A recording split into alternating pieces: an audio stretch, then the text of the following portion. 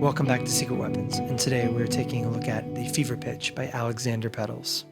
We're here today looking at the Fever Pitch from Alexander Pedals. This is a 4-voice stereophonic orchestrator, according to the front of the pedal. Basically what that translates to is this is a pitch shifting pedal with 4 independent pitch shifting voices, each of which can be set anywhere from 2 octaves down to 2 octaves up, and panned anywhere in the left to right stereo field. Having said that, I had a harder time putting together this video than I have for almost anything I've done for this channel. And I think that's for a few different reasons. The first one is, this is not just a pitch shifting pedal. This is like it says, it's a stereophonic orchestrator. And I think the reason it doesn't say stereophonic octaver or harmonizer or something like that is because there is a lot more going on under the hood of this pedal. The Fever Pitch has a stereo chorus, a stereo tremolo, a stereo reverb, and a somewhat stereo delay. And almost all these things are available simultaneously along with the pitch shifting. And if that sounds like a lot, it's because it is. You basically can set your trem and your chorus in tandem, and you can also then choose between the delay and the reverb. I say somewhat stereo delay because it's technically a mono delay line, but it has a pan control, and you can ramp that pan in this thing for ping-ponging and kind of swooshing left and right panning delay effects. To that end, not to get ahead of ourselves, every parameter in this thing can be ramped in that same way. You can use an expression pedal, or this pedal can do momentary latching or continuously ramping of all of those effects. Kind of heel toe settings back and forth forever. There's a lot going on here. And that all sounds delightful, honestly. I was so excited when I found out that this was coming. Alexander does a lot of great stuff. I did the History Lesson version 3 demo on this channel a year or 2 ago. And so when I found that this was coming, I was really excited because, like I said, in my experience, Alexander's stuff has been very rock solid and everything. Admittedly, I am not privy to a lot of the more esoteric and wild and wacky stuff. Things like the Sugar Cube and the Super Ball and all of that stuff. And so I was kind of expecting a really lush, organic sounding octaver pedal with some cool additional effects. in that same vein of something like the history lesson or my experiences with the Space Race, which is a rock solid and really good reverb pedal. Instead, what arrived is something that is deeply angular and wacky and, put simply, very hard to rein in or tame. In the pitch shifting menu on this thing, you have a variety of preset kind of chord structures in this pedal. Maybe it's because I'm not really a music theory guy and it's difficult for me to kind of like know how to incorporate like a diminished major seventh into a song or something. But I find that complex chord structures within the context of something like an octave or pedal is very difficult for me to figure out how to work into songwriting. And I struggled really, really deeply with figuring out how to get the octaves into that intro song. And what I found was I was at my best just either focusing on the wet effects in this thing or keeping it really simple. One or two voices, panning them out away from my dry tone in the center, and using predominantly like fifths and octaves. I'm basic like that, I know, and I'm sorry. To that end, I find that the tracking on this thing feels pretty stiff and artificial as well. Again, my inkling is that that's probably a by design thing. It's so much of this pedal feels designed to be really kind of crazy and spontaneous moments of chaos, and that's not totally how I write. And so it's a lot of that stuff just kind of flies directly over my head. But I found a lot of the more complex and kind of close together harmonic content in the octaving section of this pedal very difficult to get my head around. And I was struggling there for a minute, and then I really just kind of like took that stuff out, dialed in hard on the wet effects in this thing, and then slowly started bringing that other stuff back in. And I really did find that helped a lot. Honestly, without the pitch side of this pedal, if you just told me that Alexander dropped a pedal that had parallel chorus and stereo trem with the option of a stereo delay or reverb afterwards, I would be elated. And honestly, that by itself is worth, to me at least, the price of admission here. The reverb in this thing is a really well-tuned plate to my ear. The delay is crisp and easy and reliable, and it doesn't muddy up the mix. The panning control is really cool. You have tap tempo in this thing. I swear there's so much packed into something this size that is really astonishing. There's a lot going on. And once I had a really strong grasp of how to integrate the chorus and the tremolo and the delay and the reverb in this pedal, I found that if I brought in just an octave down or a fifth above or a fifth below, or even like an octave down on two of the voices panned super far out left and right, and then like a fifth above in the middle, I could start to kind of get my head back around that stuff. I think part of what makes that stuff so difficult for me in this context is this is not a plug and play pedal, in my opinion. I think that this is something that really requires you to sit down, dig through every single menu, make sure things are exactly where you want them to be, test it, and then kind of go from there. Often for me, that involved the heel and toe of the ramping, going through, setting everything to the most neutral settings possible, activating that ramp, going through, making sure that everything was where I wanted it to be, and then going back to that heel position and starting to set things. The beauty is you have MIDI. So when you get to those places, you can save it easily. Honestly, you don't even need the MIDI. This thing has a ton of onboard presets. I believe it's 30 onboard presets accessible. I kept mine limited to 8. That's the way that it ships from factory. But also I find that 8 modes is actually really, really useful. I spent the morning of this video basically setting up my 8 sounds that I really liked. And then I built my entire intro song based around those 8 sounds. And they are deeply different from one another in ways that I found very, very useful. This is an interesting place to be sitting in a spot where I feel like I didn't fall in love with what is kind of the expressed purpose of this pedal, being that it's a pitch pedal, but that I did really, really fall for and dive into and find a lot of love for the kind of secondary functions in this pedal. If I was going to grab a strictly pitch-based pedal, I don't know that this is what I would go for, but honestly, if I'm building a mini board and going on the road and I can only pick like 3 or 4 pedals and I have to have something that will do a lot of stuff really effectively for like a travel rig, This is probably going to be my wet section. Like, the reverb in this thing's really good. The stereo tremolo sounds great. The fact that it's MIDI clockable is always deeply useful to me. The fact that I can get 3 really good wet effects out of this, and then I can also add an octaver into it, even just like a simple one voice octaver that works really well. I'm almost more impressed by the fact that the stuff that wasn't the selling point is my selling point on this pedal. So this is a weird video because I feel like I'm supposed to kind of be talking more about the pitch stuff than the wet effects, and yet here we are, and I'm talking about the wet effects.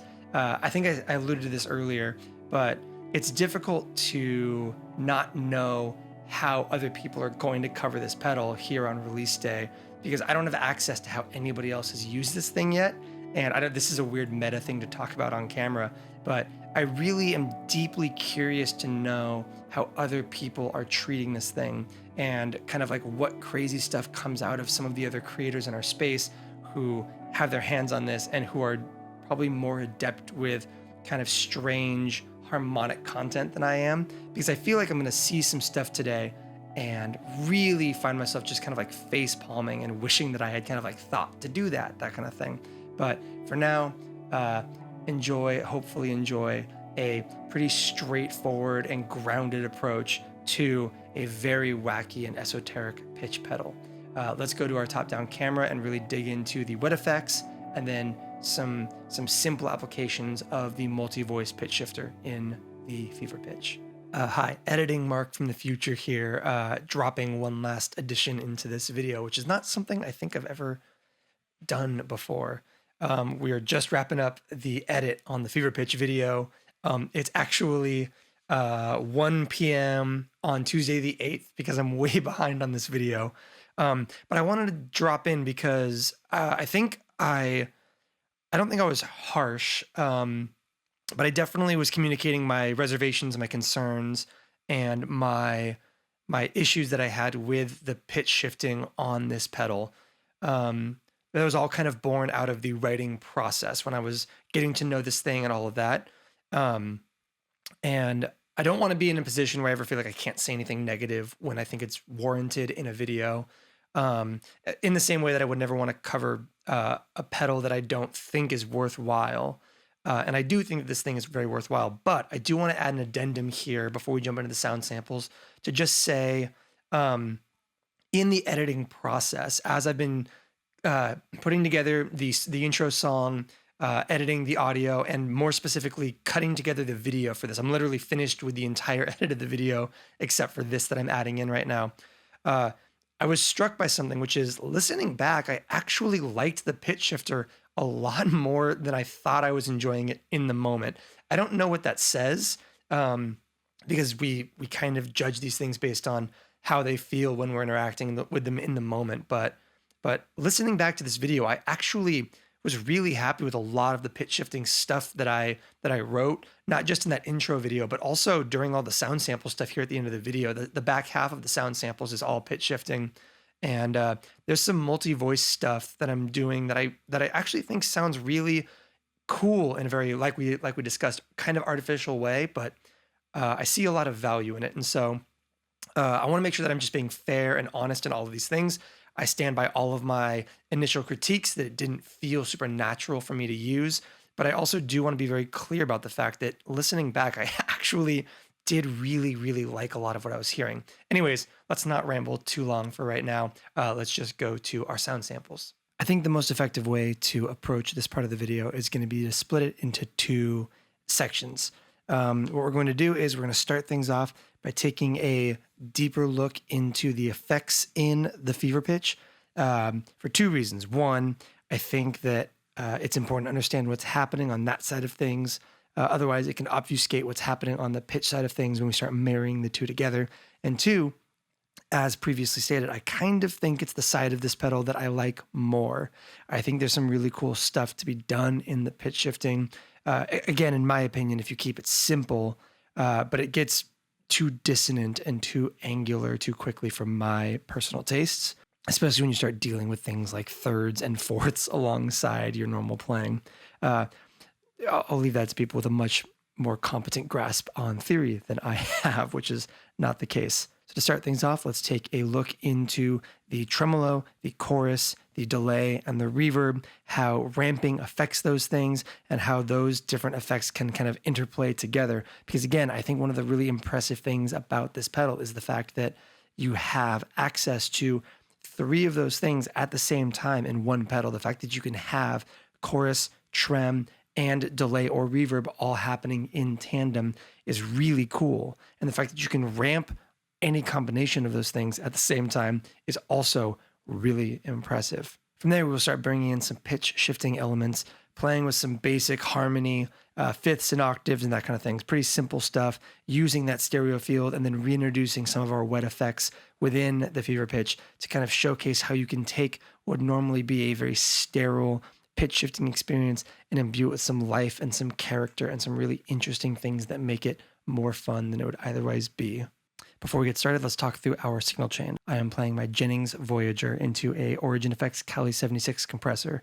From there, we are going to the fever pitch, and then in stereo, we are going to the Strem and Iridium, the 3 Degrees Audio Bygones, and the GFI Specular Tempest. The Tempest is only ever going to be used as a plate reverb when we are not otherwise using reverb from the fever pitch. Before we get started, here is my clean tone. This is the Jennings into the Origin and the Iridium and nothing else.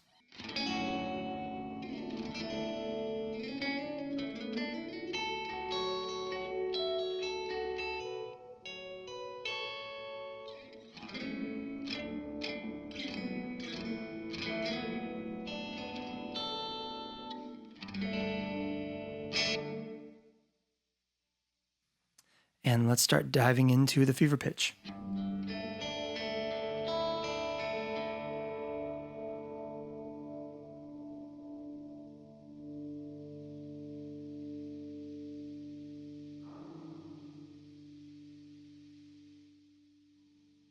Let's start things off with the reverb.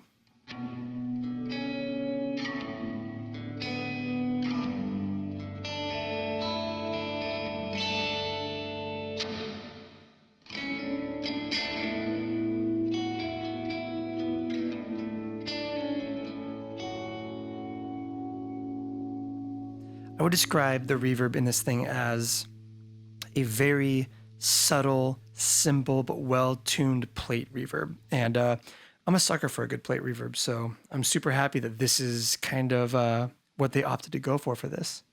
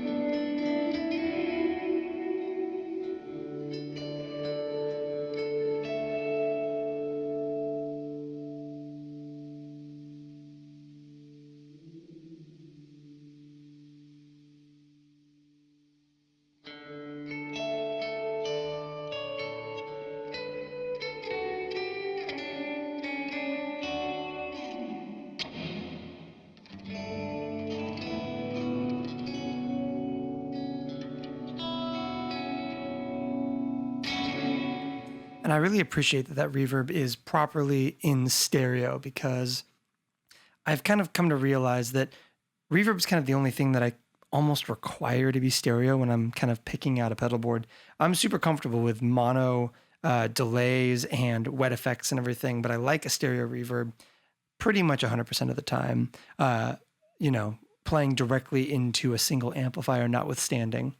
So super happy with that. The delay on the fever pitch is technically a like single mono delay line, but there is a pan control on it. So you can set it off to one side, or more specifically, you can set it to ramp from left to right and back again. So let's go ahead and set that up. We're going to fast forward this part of the video because there's some other stuff that we will have to kind of check on and make sure isn't ramping alongside. Like I said earlier in the video, this isn't a plug and play style pedal. This takes some setup to find a sound. This takes some real knob turning for a little bit of time to kind of get the sound you have in your head out into the world. So we're going to go through, and we're basically the order of operations that we're about to do is we will set our heel down position in the quote unquote ramp. We will set everything where we want it to be, and then we will check the toe down position, make sure that nothing's kind of getting too far out of whack, and then we'll set our delay based on that.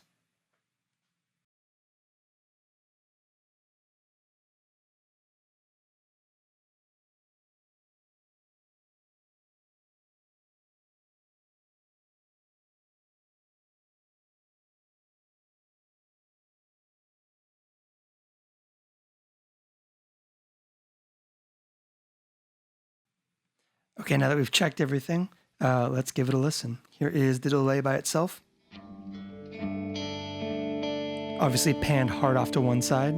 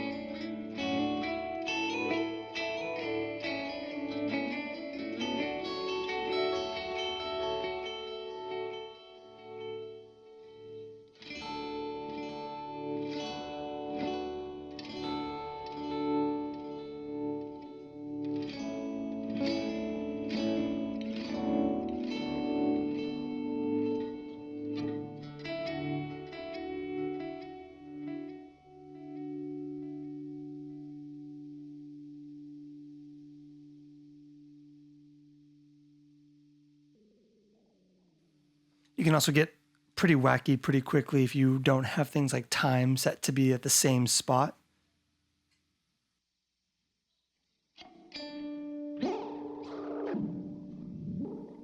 You get the picture.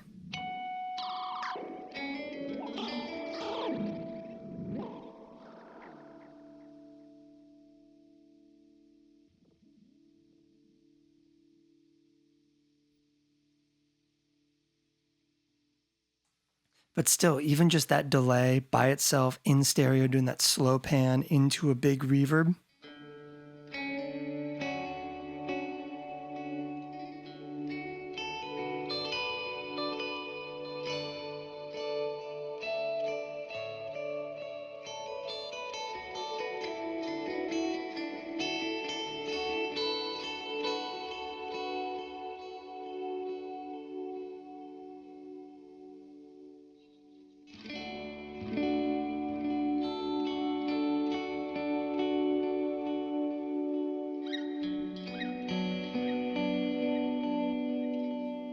Okay, let's kick back over to the reverb and start playing with the chorus and trem.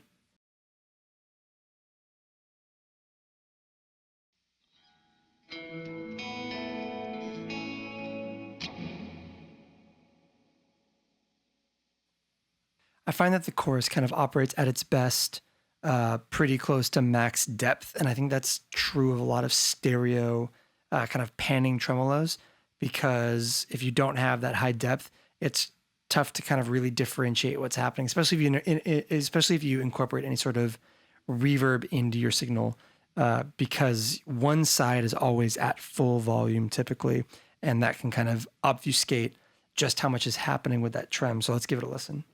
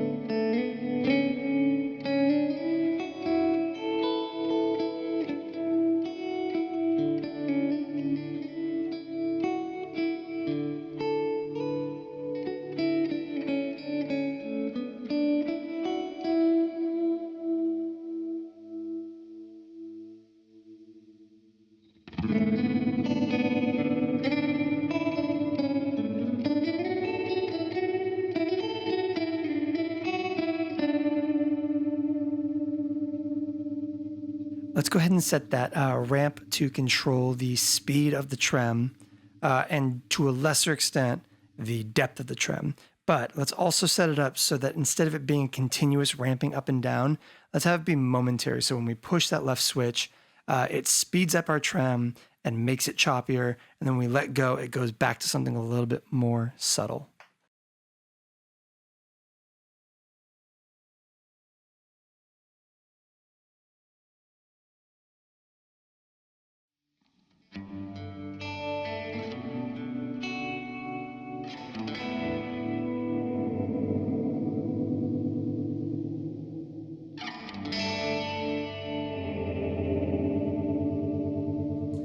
I think that other thing you're hearing in there is the pre-delay on the reverb. Let's check that.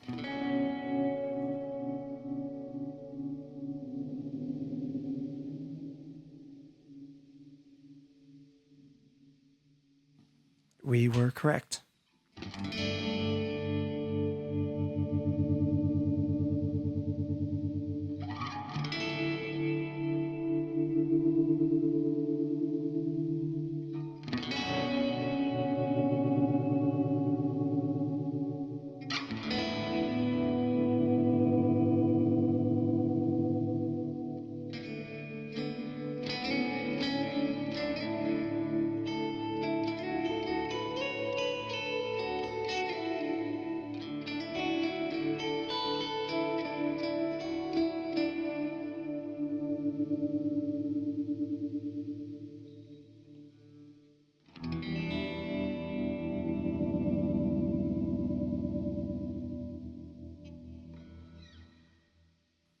Okay, let's take a look at the chorus.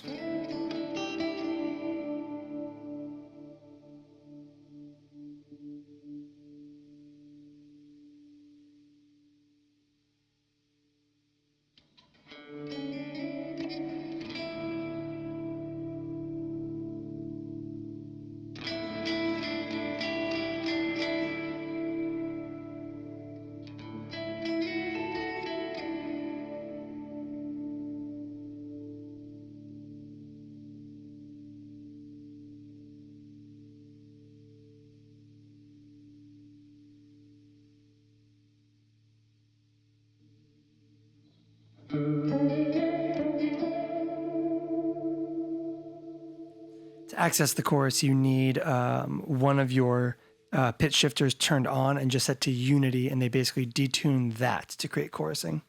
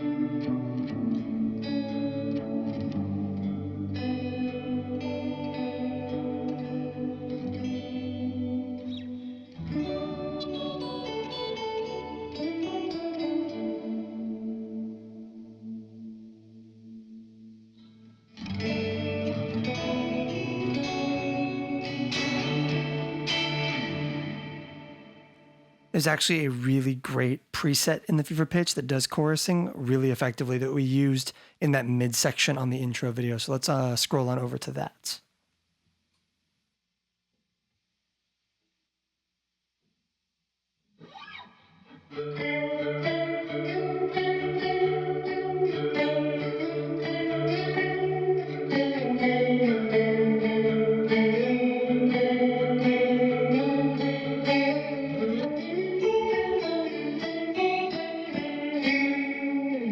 The cool thing here is like each of those record heads or pitch shifting heads, I should say, basically represent a different voice in a chorus.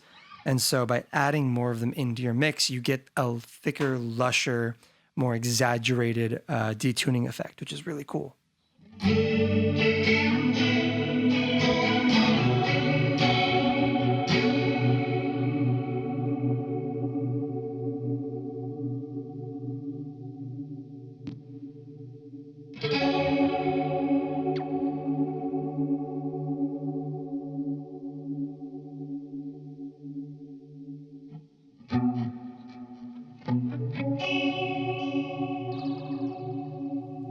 And again, we can put the 70s plate on the specular tempest, bring in a delay and a like literal 5-voice chorus on this thing.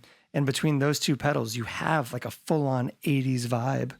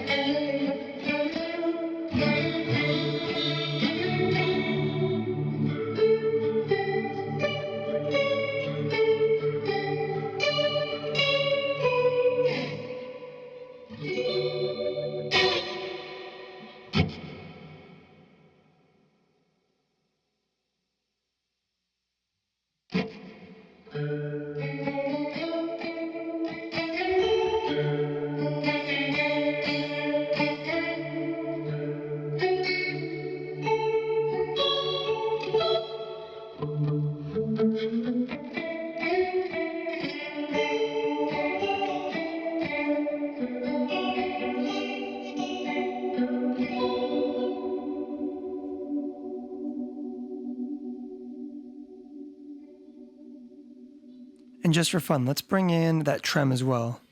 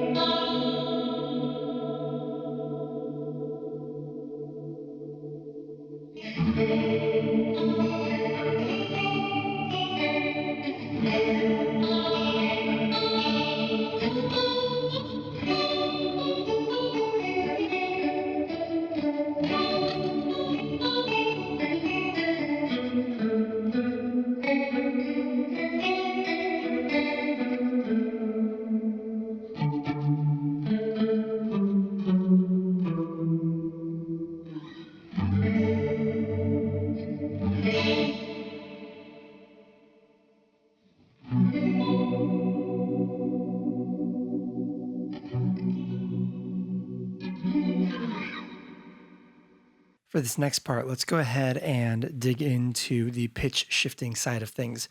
One of the hard things about making this video has been the knowledge that when this video drops, like on release day, and I see the videos done by like some of the other creators who are demoing this thing out today, I'm going to hear some really, really cool unique and inspiring uses of complex, somewhat dissonant pitch shifting. And I'm going to I'm going to hit myself on the forehead and go, oh, I should have thought of that, or I should have applied that concept or whatever.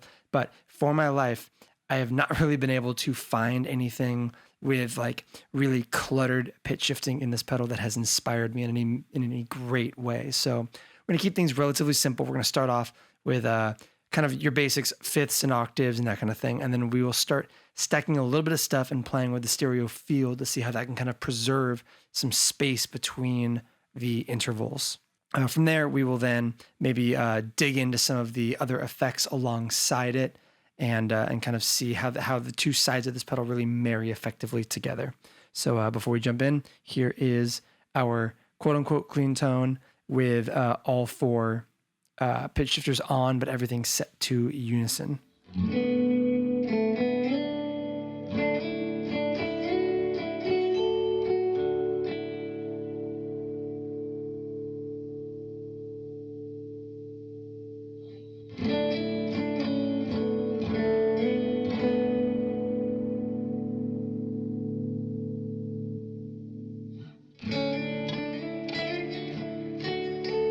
I mean, you can even hear the difference when I just drag those other ones down to 0 and kind of only leave level A back in.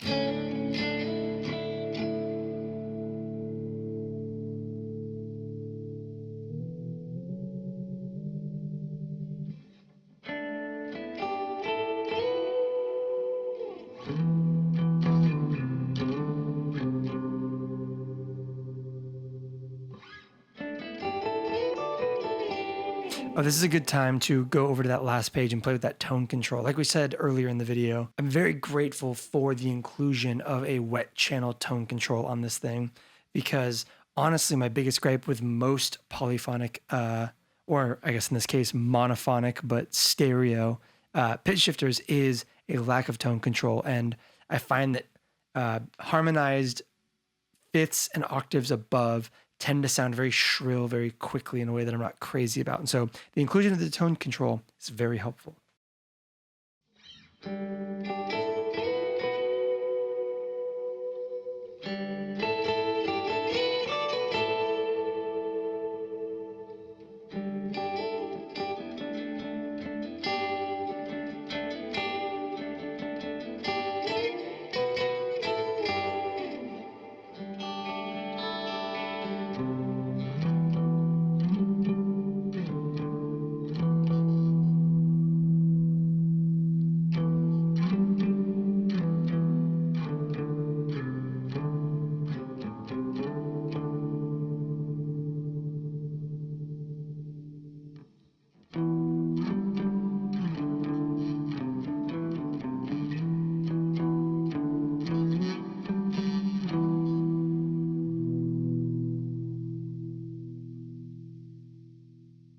So really quick, let's add another voice in. This is a fifth above and a fifth below, panned hard out left and right.